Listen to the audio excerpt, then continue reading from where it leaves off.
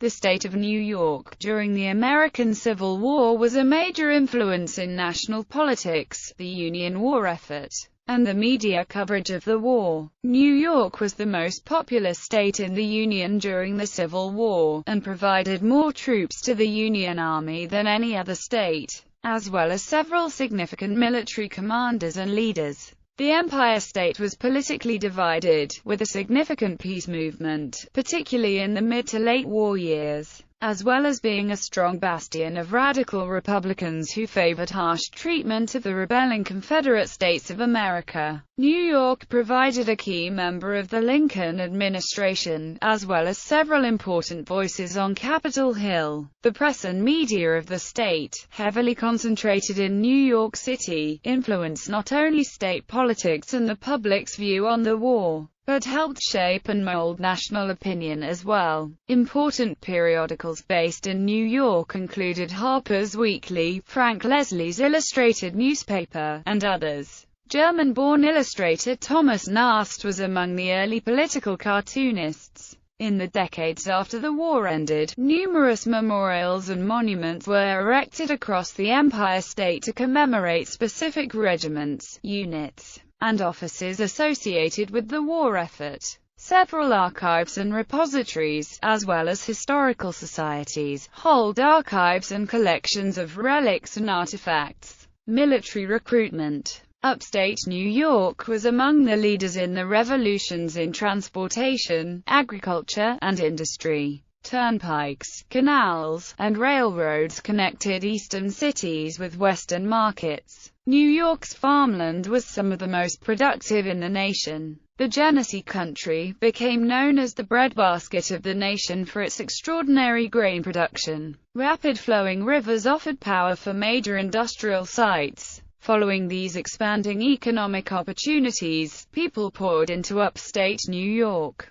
They came from several different cultures: New England Yankees, Dutch New Yorkers from eastern New York, Germans and Scots-Irish from Pennsylvania, and immigrants from England and Ireland. New York provided 400,000–460,000 men during the war, nearly 21% of all the men in the state and more than half of those under the age of 30. Of the total enlistment, more than 130,000 were foreign-born, including 20,000 from British North American possessions such as Canada. 51,000 were Irish and 37,000 German. By the time the Civil War ended in 1865, New York had provided the Union Army with 27 regiments of cavalry, 15 regiments of artillery, 8 of engineers, and 248 of infantry. Federal records indicate 4,125 free blacks from New York served in the Union Army, and 3 full regiments of United States colored troops were raised and organized in the Empire State, the 20th, 26th, and 31st USCT. Among the more prominent military units from the state of New York was the Excelsior Brigade of controversial former Congressman Daniel Sickles. Francis B. Spinola was Commissioner of New York Harbor when the war erupted. He joined the Volunteer Army in a New York regiment and was commissioned as an officer, appointed Brigadier General of Volunteers, and recruited and organized a brigade of 4 regiments, known as Spinola's Empire Brigade. Several early volunteer regiments traced their origins to antebellum New York State militia regiments, including the 14th Brooklyn, which became known for its bright red chasseur-style pants. The first organized unit to leave the state for the front lines was the 7th New York State Militia, which departed by train for Washington, D.C., on April 19, 1861. The 11th New York Infantry, a 2-year regiment of new recruits, departed 10 days later. Among the earliest casualties of the Civil War was Malta, New York, native Carl Elmer E. Ellsworth, who was killed in May 1861 during an armed encounter in Alexandria, Virginia. Supporting the war effort, New York had long played an important role in the U.S. military, with the United States Military Academy in West Point providing a significant number of officers to the antebellum regular army. New York Harbor was ringed with several military outposts, forts, and garrisons, and many officers who were prominent during the war had spent considerable time in New York before the conflict erupted in early 1861. McDougal Hospital at Fort Schuyler would become a leading wartime military hospital, and David's Island was a significant prisoner of war camp for captured Confederates. Several wealthy New York industrialists played crucial roles in supporting the war effort through materiel, weapons, ammunition, supplies, and accoutrements. Railroad impresario Cornelius Vanderbilt used his growing network of rail systems to effectively move large quantities of troops through the state to staging and training areas. The Union Navy contracted with U.S. Congressman Erastus Corning's Iron Works to manufacture parts and materials for the US Monitor, the Navy's first ironclad warship.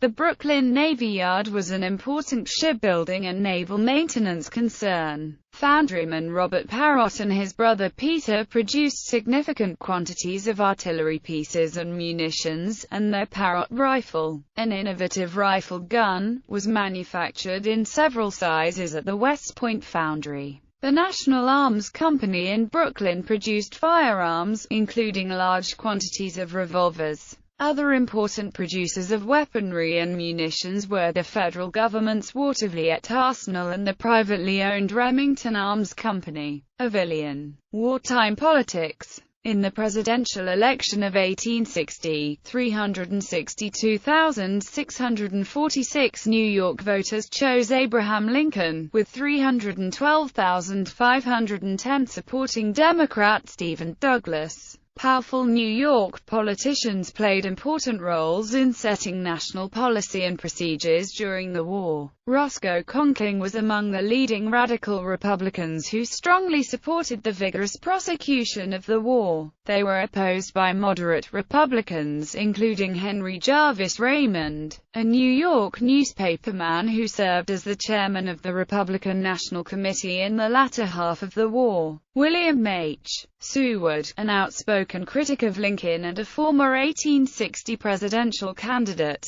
became the Secretary of State and an important member of Lincoln's cabinet. By contrast, the colorful mayor of New York City, Fernando Wood, was a prominent early supporter of the Confederate cause. He argued unsuccessfully that the city should secede from the Union as a separate entity. New York City had many economic and financial ties to the South. By 1820, half of its exports were related to cotton, and upstate textile mills processed Southern cotton. In addition, the numerous immigrants in New York worried that freeing slaves would bring more labor competition to a market where they struggled over the lowest paid jobs. When the war began, former New York Governor Horatio Seymour took a cautious middle position within his Democratic Party, supporting the war effort but criticizing its conduct by the Lincoln administration. Seymour was especially critical of Lincoln's wartime centralization of power and restrictions on civil liberties, as well as his support of emancipation. In 1862, Seymour was again elected governor, defeating Republican candidate James S. Wadsworth. As governor of the Union's largest state, Seymour was the most prominent Democratic opponent of the president for the next 2 years. He strongly opposed the Lincoln administration's institution of the military draft in 1863. Alfred E. Lee, chairman of the House Committee on Invalid Pensions, was among the first U.S. representatives to be captured by the Confederate Army when he and other civilian onlookers were taken prisoner following the First Battle of Bull Run. He spent 6 months in a Confederate prison before being exchanged and released. In 1861 and 1862, former U.S.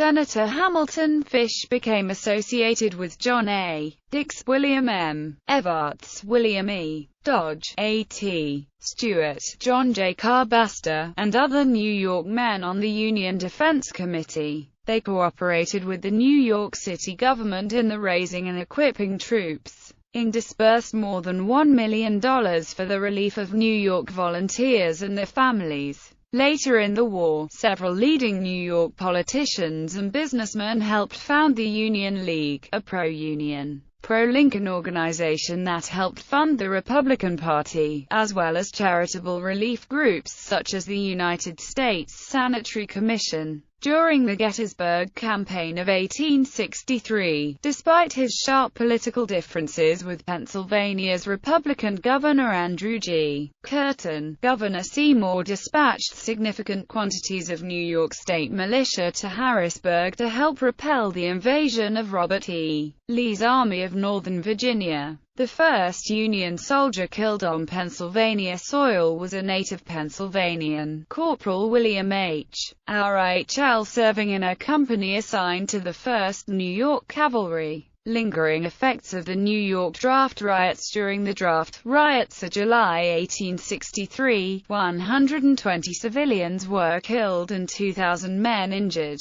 The draft riots also resulted in about $1 million in property damage. This was also coupled with a strong anti-war movement sparked by Copperheads and other peace Democrats, made New York one of the closest contested states in the presidential election of 1864. 368,735 New Yorkers chose the incumbent Abraham Lincoln, with 361,986 supporting Democrat challenger and former Army Commander George B. McClellan. Lincoln captured all 33 electoral votes. The New York legislature oversaw the approval of funding the state's war effort, including bounties, fees, expenses, interest on loans, and for the support of the families of soldiers where needed. Total expenditures exceeded $152 million during the war. Military actions. No Civil War battles were fought within the Empire State,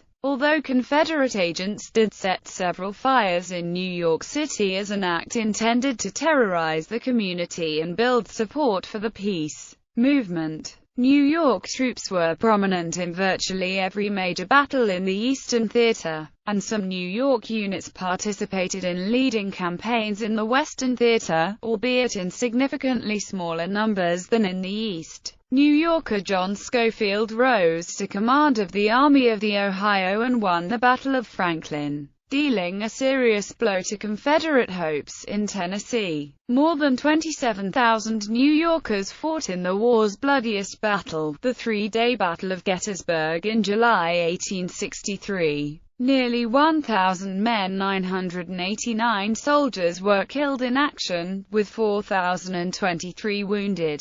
1,761 New Yorkers were taken as prisoners of war, and many were transported to southern prisons in Richmond, Virginia and elsewhere. It was the largest number of casualties for New York troops in any battle. Among the scores of officers from New York to die at Gettysburg was Brig. Gen. Samuel K. Zook, a longtime resident of New York City. Carl Patrick Paddy O'Rourke of Rochester died a hero while leading the 140th New York Infantry into action on Little Round Top. Carl Augustus Van Horn Ellis was killed near Devil's Den on July 2. He was later memorialized with the only full-sized statue of a regimental commander to be erected on the battlefield. During the entire war, New York provided more than 370,000 soldiers to the Union armies. Of these, 834 officers were killed in action, as well as 12,142 enlisted men. Another 7,235 officers and men perished from their wounds, and 27,855 died from disease. Another 5,766 were estimated to have perished while incarcerated in southern prisoner of war camps. New York City. New York City, the most populous in the United States, was a bustling city that provided a major source of troops, supplies, and equipment for the Union Army. Powerful city politicians and newspaper editors helped shape public opinion towards the war effort and the policies of President Lincoln. The Port of New York served as fertile recruiting grounds for the Army as immigrants from Europe at times stepped off the oceanic transports and into the muster rolls. Recruiters such as Michael Corcoran filled muster rolls with thousands of immigrants in response to Lincoln's initial call for 75,000 volunteers from New York. Politically, the city was dominated by Democrats, many of whom were under the control of a political machine known as Tammany Hall. Led by William "Boss" Tweed, they gained numerous offices in New York City, and even to the state legislature and judges' seats, often through illegal means. From 1860 to 1870, Tweed controlled most Democratic nominations in the city, while Republicans tended to be more prevalent in upstate New York. Draft riots. The city's strong commercial ties to the South, its growing immigrant population, and anger about conscription led to divided sympathy for both the Union and Confederacy, culminating in the draft riots of 1863, one of the worst incidents of civil unrest in American history. The week of July 11 to July 16, 1863, was known at the time as Draft Week. Many citizens were upset with new laws passed by Congress to draft men to fight in the unpopular war. The ensuing disturbances were the largest civil insurrection in American history apart from the Civil War. President Lincoln sent several regiments of militia and volunteer troops to control the city. The rioters numbered in the thousands and were mainly Irish Americans. Smaller-scale riots erupted in other cities throughout the North, including in other places in New York State, at about the same time. The exact death toll during the New York draft riots is unknown, but according to historian James M. McPherson, at least 120 civilians were killed. Estimates are that at least 2,000 more were injured. Total property damage was about $1 million. Historian Samuel Morrison wrote that the riots were equivalent to a Confederate victory. The city treasury later indemnified 1/4 of the amount.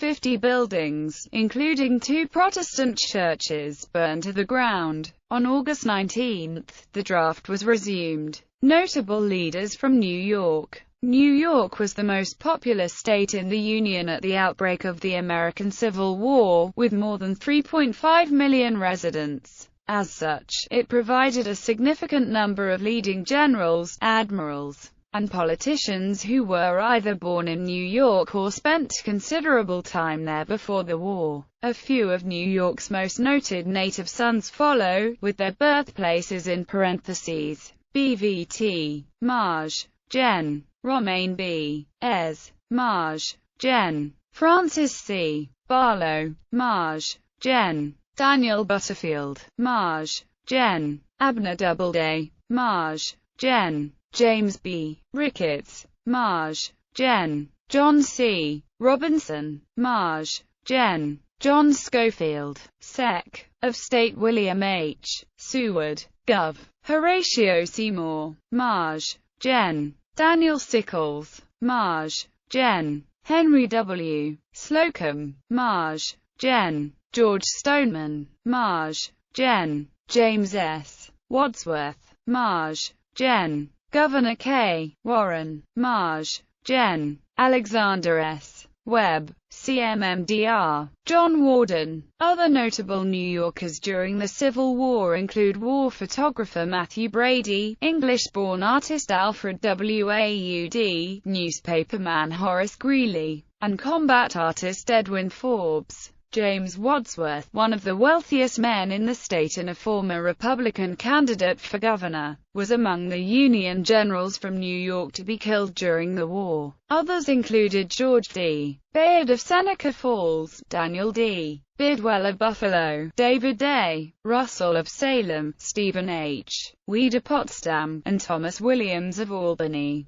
Memorialization. The Grand Army of the Republic and other veterans organizations throughout New York contributed to the erection of hundreds of individual statues, fountains, busts, and other commemorations, as well as building several meeting halls where they could relive war events and keep their relics and artifacts relatively safe. Women played an important role on New York's home front during the role, providing support, encouragement, and material goods to the soldiers, as well as helping with the United States Sanitary Commission and United States Christian Commission. Several New York ladies served as nurses to ill and wounded soldiers at a variety of military hospitals throughout the state. On April 24, 1886, the state legislature authorized the New York chapter of the GAR to erect a large memorial on the grounds of the Capitol in Albany in honor of the women of the state for their humane and patriotic acts during the war. Among the more impressive Civil War-related monuments and memorials in the state is the Soldiers and Sailors Memorial Arch in Grand Army Plaza in Brooklyn, which depicts equestrian relief bronzes of Lincoln and Ulysses S. Grant. Grant, the commander of the Union armies during the latter half of the war, is buried in New York City in Grant's tomb. The Soldiers and Sailors Monument, located at 89th Street and Riverside Drive in New York City, also commemorates Union Army soldiers and sailors. Greenwood Cemetery in Brooklyn is the final resting place for hundreds of Civil War veterans, including several generals. Another large group of former generals are buried at West Point Cemetery, including George Armstrong Custer, George Sykes, Wesley Merritt and Winfield Scott. Significant Civil War cemeteries exist in other towns, among them Elmira, the site of the Elmira prisoner of war camp. More than 2,000 Confederates who died during their incarceration are buried in nearby Woodlawn National Cemetery. Scores of New York regiments are commemorated by monuments on various battlefields throughout the country, with the largest concentration at the Gettysburg Battlefield in southern Pennsylvania. The state of New York erected a large marble memorial near the crest of Cemetery Hill, and nearly every New York unit that participated in the battle later erected individual monuments on or near where they fought. Several more New York monuments dot Antietam National Battlefield,